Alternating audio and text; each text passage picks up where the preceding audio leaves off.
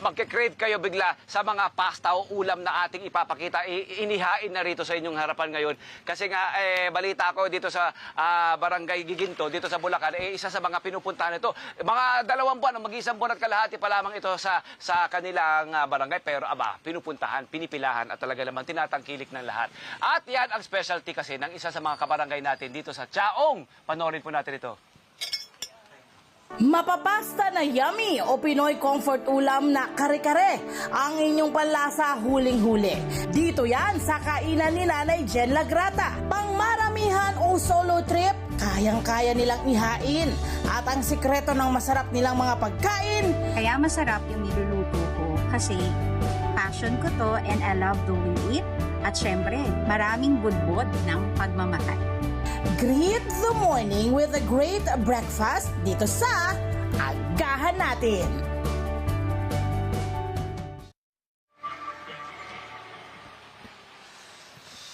I-welcome naman po natin sa Love 25 and Everything as a Net 25 si Nanay Jen. Nanay Jen Lagrata, good morning po. Good morning po, Mami. Ma'am, bati naman po kayo sa ating mga kabarangay. Hello po sa mga taga-Chaong and sa family ko at saka po sa mga kalagrate ko. Ayun. Good morning. Morning po. Ito po, kayo po ay may interesting na food story. Nag-umpisa po kayo, balita ko po, 3 po ang inyong anak. Yes po. Opo. Tapos po, katuwang niyo po ang inyong asawa sa mga endeavors niyo, sa mga Yes negosyo po, niyo yes noon. po. Paano po nag-umpisa ang inyong food business? Bali po, nag-start po ako magluto ng baked macaroni. Yung recipe po from tita po ng husband ko. And Opo. then, doon na po nag-start. And then, nag-try na rin pong magluto ng mga ulam. And yun po, nakahiligan na rin pong mag-catering. Ang pagkain nyo, ang negosyo nyo ay nag-umpisa sa Baked Mac. Yes Ito po, po, yes dapat po. pala, ito po ang una ko Yes sinubukan. po. Aba. Kasi nakapag-ship na po kami niyan sa Taiwan, sa Hong Kong, and sa Singapore. Wow, paano nyo po nagawa yun? Sa mga gusto po matuto. Yes po, kasi yun pong mga client po namin dito na Sabi namin, umuwi. kasi po, Sorry, ganyan ganyan umuwi talaga, po pag merong nag-food business. from other countries. Pag Opo. po dumating sila rito, yan Opo. po yung hinahanap. Or if ever po na meron umuwi dito sa Philippines, pag bumalik po dun sa mga country nila, nagpapadala po kami. And even po yung halaya namin, medyo Oh. marami na rin pong countries yung napupuntahan like UK, Opo, opo. US, and New Jersey, Thailand, and Taiwan, Singapore. Wow. Mas madalas po Ang kami dami sa ba? Singapore. Aba, ang dami-dami. At ang mga tumatangkilik po, mga Pilipino rin Yes po, po, syempre. yes po, yes At po. mga Pero iba't ibang meron mga na rin bansa. din po kaming mga foreigner. Foreigner. Na client. Opo. Ano po sa palagay nyo ang inyong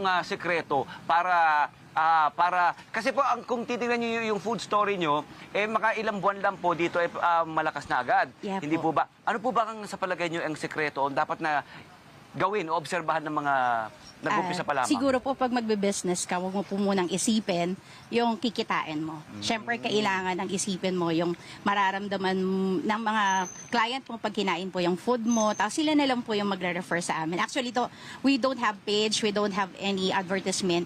Basta Word of po, mouth. word of mouth lang po kami. Yun, ibig sabihin, yung lakas ng sarap ng pagkain, ang Yes kakalat. po. Opo. 11 years na po kayo sa inyong negosyo, sa pagka-cater, Yes sa catering po, yes business. po. Ano pong mga simple, mga humble na mga beginner stories niyo po noon, yung nag-umpisa kayo? Ano pong Nung nag-start po pwedeng kami, i-share? as in po talagang zero kami. Lahat po ng mga gamit, nire-rent namin. So talaga pong zero din po yung mga kita namin. Kaya po, nung medyo lumalakas na po, nag-start na po kaming mag-invest.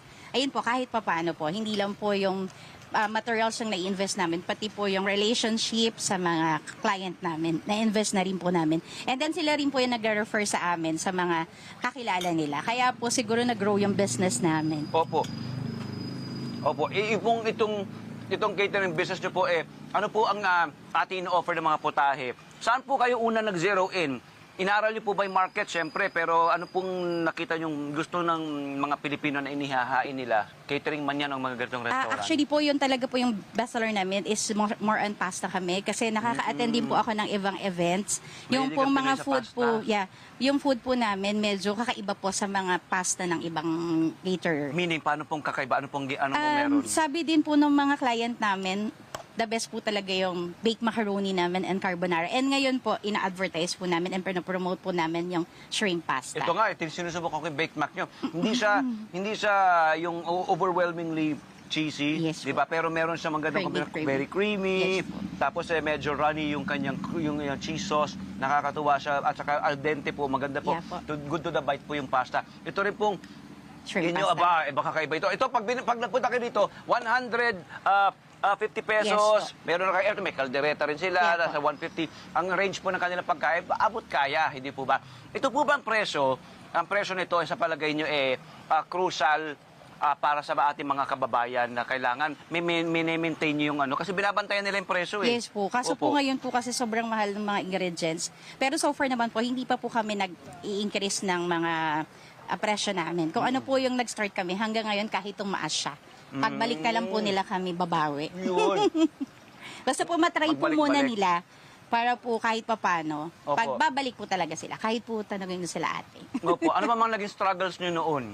Anon po yung pong mahirap pong mag-start na lahat i-rent mo kasi wala na po Yun talaga na, ano? matitira. And then minsan po may mga client po na mahirap po ang i-meet yung demand nila pero kukonti yung budget nila. Ayun. Mahirap paano po niyo mag-adjust. Ano pong ginawa niyong workaround doon? Minsan po, okay lang kahit wala kang kitain, basta ma-serve mo sa kanila yung mga demands nila. Yun Saka yun later on na lang po, sila na lang yung magre-refer po sa amin. Yun eh. Para po, meron kaming ibang client after them. May pangarap po ba kayo na lumawig pa, i-diversify ito sa labas ng barangay ng inyong area?